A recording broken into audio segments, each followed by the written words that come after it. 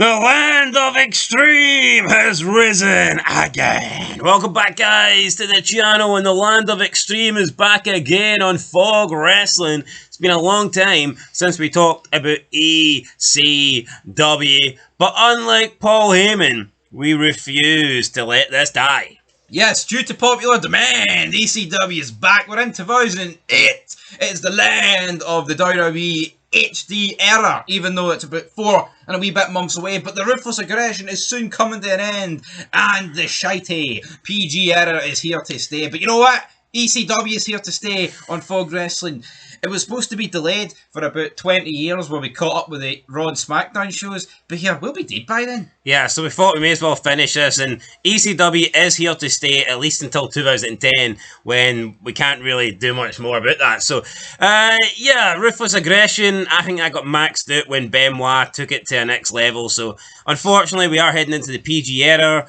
We get the first year and a bit of ECW where you have the originals, and I mean, it felt a little bit like the old ECW, but not exactly. And then you had McMahon coming over, and that was great. You know, you had the build up to WrestleMania, you got the ECW originals and the New Breed, and then you have McMahon wanting the ECW Championship and the McMahon-Lashley feud. However, the New Breed turned out to be a little bit disappointing. Corvon got released, Kevin Thorne just, I don't know, stopped being a vampire for some reason.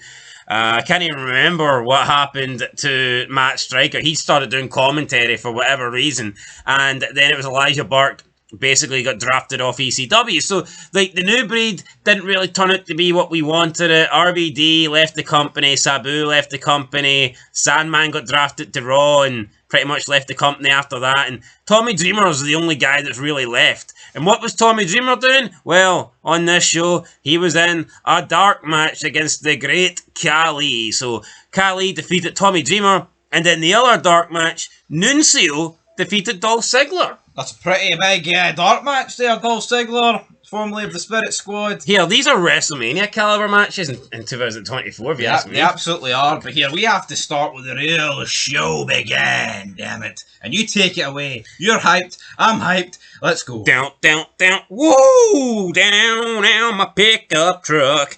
I come from Japan, down, down, down. I eat Tokyo wings, yeah, and I fry them as well. Yeah, Jimmy Wang Yang, he's here, the American redneck from Asia. He's teaming up with Shannon Moore, the guy that just seems to get thrown into any situation. You know, it's like, just Shannon Moore. Doesn't matter whether he's in SmackDown or ECW or TNA. Surprised the guy hasn't popped up in AEW, to be honest. But this guy, Shannon Moore, he just seems to stick around like a bad smell. He's made a good career for himself despite being limited, so fair play to him. Now he's on ECW, and we've got Kelly in there as well. Last time we seen Kelly, she was trying to date Balls Mahoney, but there was no Balls Mahoney on this show. Balls to the wall, well, he wasn't here, so I don't know what he's doing at the moment. Has he been drafted as well? Is he gone? Who knows? And they were taking on the team of John Morrison, Layla, and The Miz. And in a 6-minute and 6-second match, Jimmy Wang Yang and Shannon Moore and Kelly picked up the win. So I can see a tag title shot in the future for Wang Yang and Shannon Moore. My pickup truck, yeah. Well, do you agree? No, I do agree, and next week you're going to get it. 15 minutes of Fame tag match. Looking forward to that one. Not really, but, I mean, what's going on here? Now, it came up on the graphic as a 15 minutes of Fame match, but then Joey Styles described it as a 15-minute Iron Man match.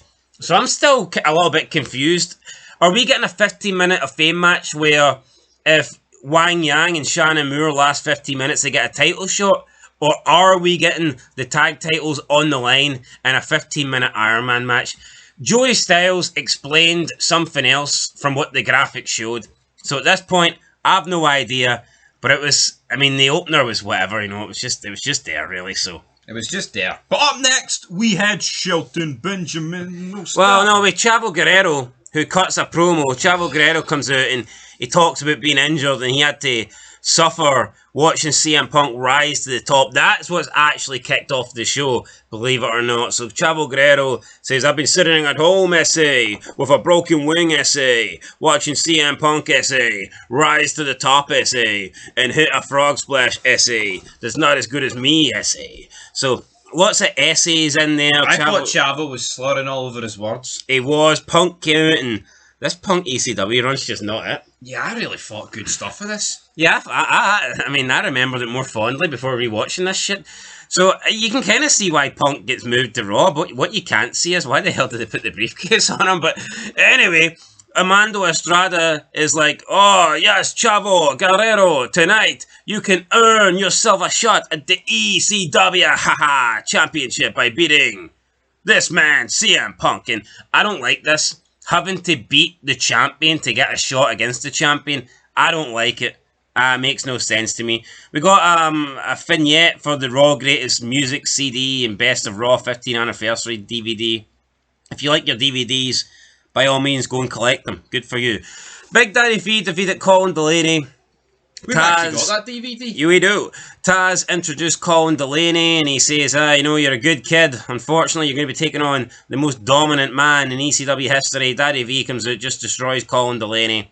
Is what it is. It's quite heel fair, Taz, this. Yeah, it was. Squash match here, so Big Daddy V picks up a big victory. Shelton Benjamin then takes on James Curtis. Now, the match is listed here as 4 minutes and 18 seconds. It felt longer than that for me, but whatever. I don't think Benjamin should be struggling. He talks about being the gold standard, yet he's going over 4 minutes on a 1 hour show against a guy called James Curtis. No, that's unacceptable. I have no idea. Like, why? It should have been similar to the Daddy V match. It's not 4 minutes where he dominates. It was 50-50. Yep, so I think that's what they should have done. I mean, you compare that to the opening match that was 6 minutes and featured 6 people. Yeah. So, yeah, Shelton Benjamin, match lasted too long. And then we get the main event, CM Punk taking on Chavo Guerrero, lasted almost 16 minutes. Wasn't a big fan of this. Chavo working the legs of Punk. Punk just being beaten down, grounded by Chavo Guerrero. They're then brawling on the outside, and CM Punk stops Chavo from crawling back in at like an 8 count or something underneath the ropes. Punk then pulls Chavo out, and Punk climbs in, and Chavo tries to grab Punk. Punk kicks Chavo off. Chavo then falls down. Referee counts 10. Punk wins via a count out. Chavo Guerrero loses. Doesn't do much for either man, in my opinion. CM Punk, as the champion, should want to win this legitimately. Winning by countout just kind of makes him look like a little bitch. And then you got Chavo Guerrero, who came out and basically said CM Punk sucks and that he's been watching, ready to take his frustration out on him. And then the guy gets beat outside by a 10 count. I mean, just if the match is going to end via countout, why go 16 fucking minutes? Like, what was the point? Because there's nothing else on the show. 16 minutes should be like if the championship's on the line and you're getting a decisive winner. Yeah, but there's nothing else on the show. A 16-minute match that ends in a count-out. Yeah, but there's nothing else on the show, comrade. We'll put something else on it. Yeah, why is Kali Tommy Dreamer a dark match? You could have easily shaved half of that CM Punk match and stuck Tommy Dreamer and Kali on the main show. Yeah. So your logic of nothing else on the show doesn't work for me, because they could have put something that wasn't on the show. But they didn't. Well, they could have. But they didn't. Maybe they'd rather, alright? SA, Chavo Guerrero, CM Punk go double the time than that shit-stained Great Khali wasting 8 minutes. Well, that's true. 8 minutes. I'm not giving this show an 8 out of 10, though, that is for sure. It was a bang average. I mean, it wasn't even average. It was a poor ECW. I mean, didn't do much for me. I like Taz introducing Colin DELEANY. That bit was no bad. I mean, other than that, I'll give it a 3 out of 10. I mean, the main event was alright. 3 out of 10. It don't work for me, SA. I'm going to get a 3 out of 10 as well. 3 out of 10. Very poor ECW. Not a good way to start the year. Hopefully we can get better. Will Chavo Guerrero now continue being on ECW? Will he get a rematch against Punk? We'll find out next time. But yeah, a little bit disappointing. And we went like almost, 4 or 5 months without watching this. And you come back and, you know, it kind of reminds you why we stopped watching it in the first place. So those 4 to 5 months were great not watching this. Have we seen the best of ECW? I'd say so. But surely we'll get something better in 2008 than this, because this wasn't very good, guys. 3 out of 10. We'll catch you in the next one. Let us know your thoughts down below. But yeah, ECW originals are gone. Paul Heyman's gone. McMahon is gone. ECW at this point just feels like it's been used as a third brand to like try and get new up-and-comers that they can move to either Raw or SmackDown in the draft. That seems like the whole point of ECW right now, so it is what it is. We'll catch you guys later on. Till then, though, peace.